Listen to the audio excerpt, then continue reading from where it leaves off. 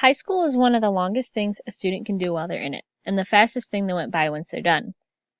Over the time in high school, I learned many things, from schoolwork to life lessons. Sometimes the schoolwork and the life lessons worked together, and I found that mainly in English class over the years. One of the life lessons I learned in English class was my freshman year and how I see the world. We were working on Oedipus, reading and analyzing the play. In the text, King Laius tried to change fate by leaving Oedipus to the mountains so he would not be killed and have the throne taken by him. Evidently, Oedipus grew up, killed King Laius, and married his mother unbeknownst to him, becoming king, following fate just as it foretold. Reading this play gave me a chance to realize that the world has a way paved out for us, and avoiding fate is just delaying the inevitable. Once realizing this, I lived my life with a no regrets type lifestyle.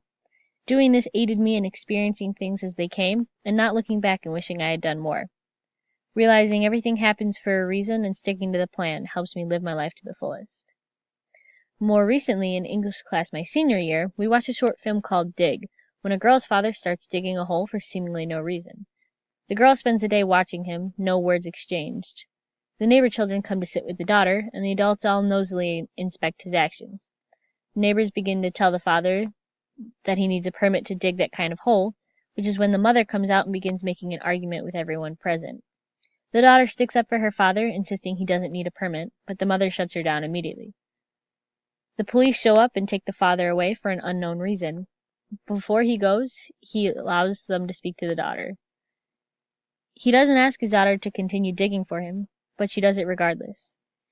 Watching that short film and analyzing it made me question how I see myself.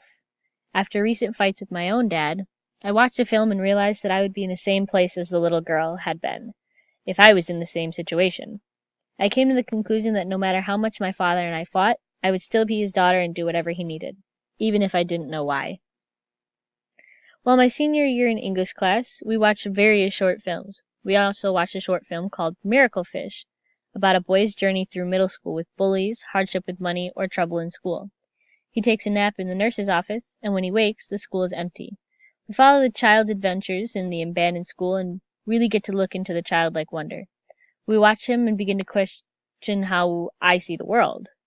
Everything in life has become very serious as life goes on, but I have yet to take a step back and have the same curiosity of that of a child.